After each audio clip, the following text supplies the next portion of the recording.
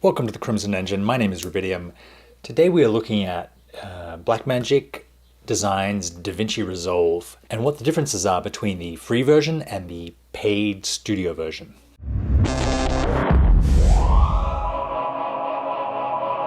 So Resolve has been around for quite some time now.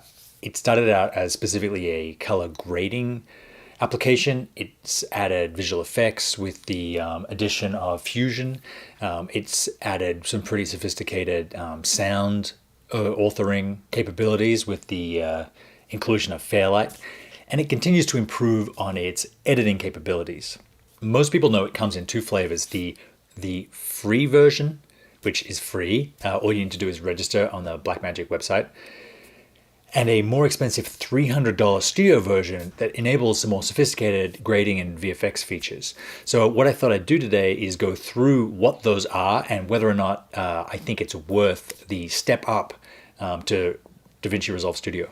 So there are a couple of things in DaVinci Studio that are probably worth the price of the upgrade. The first one is hardware acceleration, because once you upgrade to Studio, you are able to now use your GPU for media playback. So in my normal copy, Resolve, I got about 3 frames per second, and as you can see in the studio version, I get actually a little bit jolty, but pretty close to real-time playback. But I want to show you some other things. I'm going to add a node here between my my normalization and my grade. I'm going to go OpenFX and write face refinement, drag that across and hit analyze.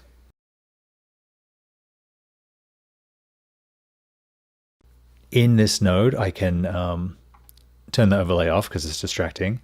And then I have all these amazing controls. I have this basic one here, which is smoothing. I can add or subtract detail. I can add or subtract contrast, and again, it's just on the face. But what's probably the fine controls, I can increase or decrease saturation. I can tint it purple or green. I can desaturate just the shadows. I can take the shine away. Then we can get into the eyes. I can sharpen just the eyes. I can brighten just the eyes. Give it an HDR look. I can add a light not just to the pupils and the whites, but to the entire eye area, which is a really great way of adding a beauty light. And I can even take away the or blur out the bags under people's eyes.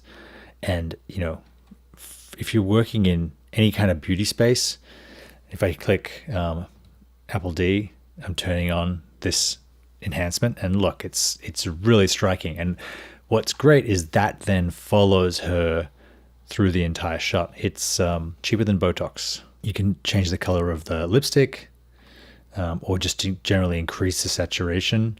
You can smooth the upper lip. You also have controls in the blush and the cheeks. Face retouching is pretty huge, and Premiere doesn't have anything that comes close. But let's look at some other effects.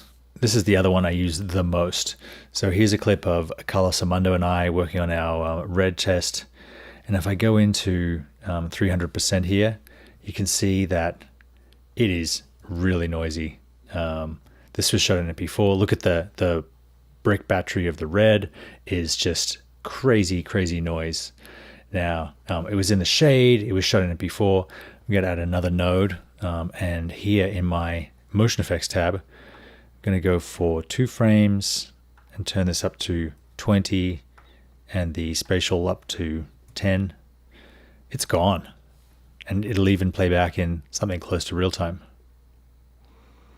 See, the battery that was, you know, kind of looks like fireworks, it was so noisy, is now clear as day. If I toggle this on and off, you can see how much work that noise reduction is doing, and how fast, even on my, you know, pretty crappy 2015 iMac, it's playing back in, you know, pretty close to real time. And in the wide, everyone's face is still smooth. There's still plenty of sharpness.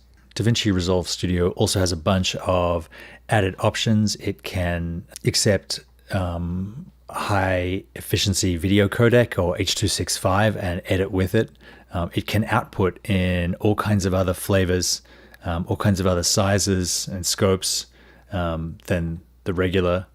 It can do other frame rates, including above 60p, so 120 and 300p timelines you can handle with DaVinci Resolve Studio. It does seem like a lot of money, but if you think about Premiere and Photoshop, the Creative Cloud Suite, being about $25 or $26 a month, in a single year, you can get DaVinci Resolve Studio and convert yourself to a non-subscription model editor and grading and visual effects and audio editing thing. So you buy it once and you'll never have to pay for it again.